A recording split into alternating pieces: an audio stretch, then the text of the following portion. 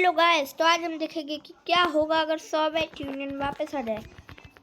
सबसे पहले रशिया का कलर, क्योंकि ज़्यादातर लोग रेडी मानते हैं तो उसको अपना कलर भी इसी वजह से चेंज करना पड़ेगा। और पहले उसको सबसे बड़ी ज़रूरत है कि उसको खुद का ही लैंड चाहिए ताकि वो सोवियत को रिवाइव कर पाए। और वो जल्दी अपना पूरा लैंड लेना स्टार्ट कर देगा।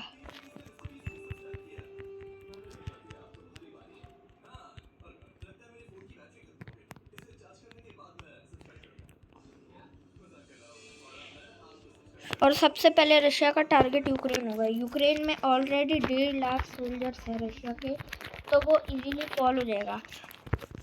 बेलारूस ऑलरेडी रशिया का पपेट है, तो वो बिना किसी युद्ध के रशिया में शामिल हो जाएगा। फिर मोल्डोवा को लेना बहुत ही ज़्यादा आसान होगा।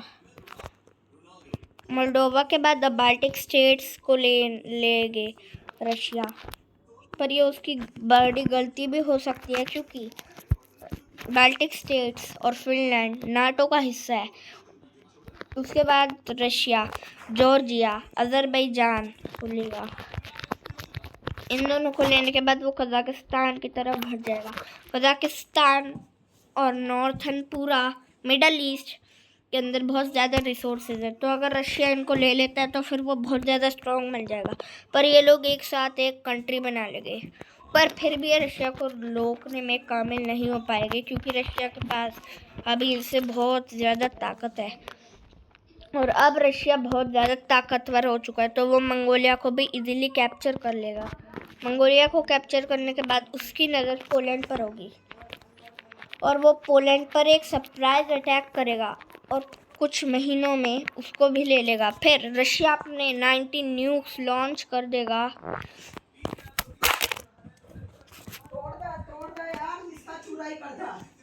और फिर इन दोनों की इकोनॉमी ऑस्ट्रिया और हंगरी के ऊपर अपने न्यूक्स लॉन्च कर देगा। उसके इन दोनों की इकोनॉमी टूटने के बाद ये दोनों बहुत ज़्यादा कमज़ोर पड़ जाएंगे, तो रशिया इनको इजीली कैप्चर भी कर लेगा। उसके बाद जर्मनी को कैप्चर करना एक बहुत बड़ा टारगेट होगा। उसको कैप्चर करने के बाद डेनमार्क इजीली उसको ज्वाइन कर लेगा। फिर ये दोनों देश बचे जो कि इजीली रशिया के अंदर मिल जाएंगे बिना किसी लंबे नुकसान के। और फिर बाकी यूरोपियन देश की बारी आएगी, जिसमें से फिर नॉर्वे इजीली आ जाएगा और स्वीडन को लेने में ज़्यादा टाइम भी नहीं लगेगा। फिर रशिया बाकी कमज़ोर यूरोपियन देश पर अपना एक सरप्राइज अटैक चालू कर देगा। ये सारे यूरोपियन देश सब में से बहुत ही ज़्यादा कमज़ोर है, तो ये ज़्यादा देर तक टिक ही नहीं पाएगा रशिया के सामने और रशिया इजीली इनको कैप्चर भी कर लेगा। फिर रशिया के ऊपर भी कुछ कंट्रीज अटैक चालू कर देगी, तो रशिया उन पर अपनी पूरी ताकत से अटैक करेगा फिर से, जिसके बाद उन कंट्रीज़ की इकोनॉमी टूटने लगेगी। पर ये एक बड़ा खतरा हो सकता है रशिया को नाटो और अमेरिका की वजह से, पर फिर भी रशिया अपनी जी जान लगा के इन कंट्रीज़ को भी कैप्चर कर ही लेगा। फिर स्विट्ज़रलैंड की बारी आएगी। स्विट्ज़रलैंड न्यूट्रल है, तो उसको लेने में काफ़ी टाइम लग सकता है, पर रशिया आपकी बात जर्मनी को तो नहीं छोड़ने वाला। जितनी भी कंट्री जर्मनी पर अटैक करेगी वो बर्बाद ही हो जाएगी, क्योंकि जर्मनी ने एक टाइम पर रशिया को बहुत ज़्यादा सताया था जब वो सोवियत था। उसके बाद रशिया अपना फ्लैग चूज़ कर लेगा, जो कि उसका पुराना फ्लैग रशियन एम्पायर का ही होगा। और फिर रशिया अपनी बड़ी वाली फॉर्म में वापस आ जाएगा। इवन यहाँ तक कि वो टर्की पर भी अटैक कर देगा। टर्की इतनी बड़ी आर्मी का सामना कर ही नहीं पाएगी, पर तभी रशिया पर एक सरप्राइज सा अटैक हो जाएगा। रशिया अपने आप को डिफेंस करेगा पूरी तरीके से, जो कि होगा इंडिया, जिसने कि अभी एशिया के सारे देशों को अपने साथ मिला लिया है। पर इंडिया भी नहीं जानता कि रशिया कितना बड़ा खतरा है अब उसके लिए, क्योंकि उसने डायरेक्ट अपने दोस्ती को छोड़कर रशिया पर अटैक कर दिया है। तो अब मेरे ख्याल से रशिया इंडिया की क्या हालत करेगा वो तो पता नहीं, पर इंडिया तो तबाह अभी से ही होना चालू रहेगा। और इंडिया को आधे से ज़्यादा डिस्ट्रॉय करने के बाद इंडिया ये युद्ध हार जाएगा और इंडिया सरेंडर कर देगा। इंडिया के सरेंडर करने के बाद रशिया पर एक बहुत स्ट्रॉन्ग इम्पैक्ट आएगा, जो कि उसको और ज़्यादा हेल्प करेगा इंडिया और बाकी देशों के रिसोर्सेज के साथ। ये देश बहुत ही ज़्यादा बड़े और स्ट्रॉन्ग हो गए, जिसमें कि सबसे strong country India, China, north Korea और साउथ कोरिया है। इंडोनेशिया भी उनमें से एक ही है वैसे।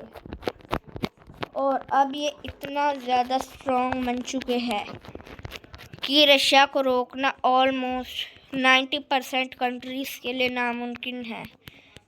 और ये जो 10% कंट्रीज बची है ना, ये रशिया को सिर्फ 5 मिनट्स तक ही रोक पाएगी।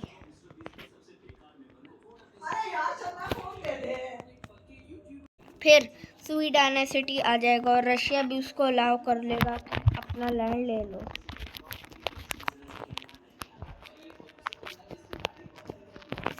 पर वो उसको एक वार्निंग भी देगा कि पूरा चाइना मत लेना,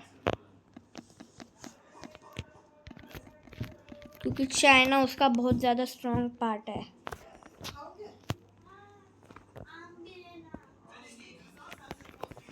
तो इसलिए उसको पहले से ही वार्निंग मिल चुकी है।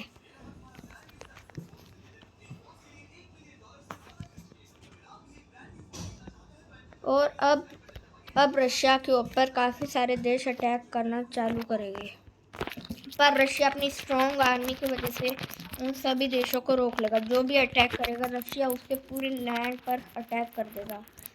इसके बाद वो ज़्यादा टाइम तक भी बच नहीं पाएगा, क्योंकि रशिया की इकोनॉमी और मिलिट्री अब दुनिया में सबसे स्ट्रॉन्ग है। इवन चाइना का आधे से ज़्यादा पार्ट भी उसके पास है, सुई डायनेसिटी के अलावा।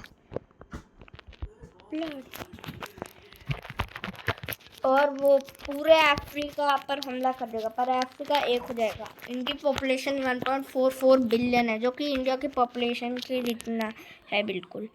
पर क्योंकि इनकी पॉपुलेशन बहुत ज़्यादा है तो ये रशिया आसानी से बाजी मार लेगा, क्योंकि उनकी रशिया की पॉपुलेशन मोर देन 2 बिलियन है। और फिर रशिया इसको छोड़कर जापान पर एक सरप्राइज अटैक करेगा और फिर उसका पूरा कॉन्क्वर कर लेगा और टोक्यो भी उसके पास आ जाएगा। टोक्यो को लेने के बाद सारा काम आसानी से होने लगेगा। इंडोनेशिया उसका अगला टारगेट होगा, जितना भी बचा हुआ पार्ट है, और ओशियाना पर उसकी नज़र आ जाएगी। ओशियाना कंट्रीज बहुत ज़्यादा कमज़ोर है, तो ये रशिया इजीली उन सब को ले लेगी बिना किसी नुकसान के ज़्यादा, क्योंकि ये कंट्री बहुत छोटी और बहुत कमज़ोर है और ये युद्ध से दूर ही रहती है। तो रशिया इसका एडवांटेज लेगा और यहाँ पर बहुत ज़्यादा ठंड भी है, जिससे कि रशियन सोल्जर्स को और ज़्यादा एडवांटेज मिलेगी, क्योंकि उनको ठंड में लड़ने की आदत है। और फिर इन सब को हराने के बाद रशिया दुनिया का लार्जेस्ट मतलब ब्रिटिश एम्पायर से 2 गुना बड़ा हो जाएगा। मतलब 2 British Empire equals to 1 Russia now. और रशिया स्टार्ट कर देगा अपनी अलायंस, पर वो ये बात ज़्यादा देशों को नहीं बताएगा। ये बात सिर्फ सुई डायनेसिटी को ही पता होगी कि रशिया ने अपनी नई अलायंस स्टार्ट कर दी है। पर तभी पोलैंड आ जाएगा। पोलैंड की मिलिट्री काफ़ी कमज़ोर होगी उस टाइम, पर रशिया फिर भी कह देगा कि ओके टेक योर लैंड।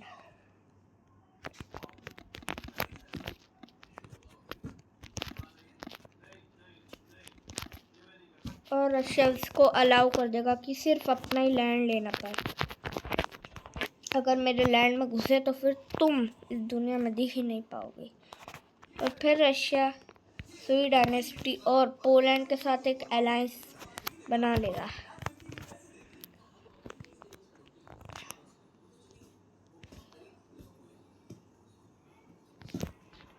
पर Poland already alliance of the year है, पर फिर भी रशिया अभी भी काफ़ी ज़्यादा स्ट्रॉन्ग है।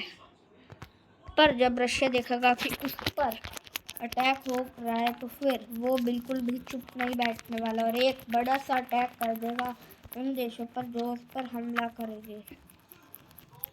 ये देश ज़्यादा ताकतवर नहीं होंगे रशिया के कंपैरिजन में, तो इनकी कोल्ड वॉर 2 चालू हो जाएगी, क्योंकि सोवियत यूनियन का अंत था पिछली बार। और अब की बार रशिया और उस देश का बहुत ज़्यादा नुकसान हो जाएगा, क्योंकि ये दोनों ही वर्ल्ड के 2 मोस्ट पावरफुल कंट्रीज में से एक है, तो ये ज़्यादा देर तक टिक ही नहीं पाएंगे। और ये मैं नहीं कह रही, अकॉर्डिंग टू वर्ल्ड मैप है कि अगर ऐसा हुआ तो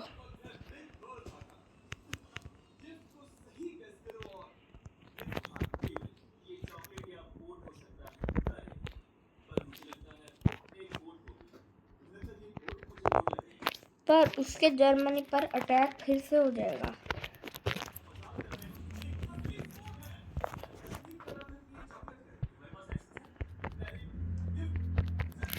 और रशिया इसी तरह दुनिया का सबसे ताकतवर देश बन जाएगा। और गाइस, अगर वीडियो पसंद आए तो फिर वीडियो को लाइक करो, चैनल को सब्सक्राइब करो। और मैं मिलता हूँ आपसे अगले वीडियो में। Till then take care everybody and bye bye.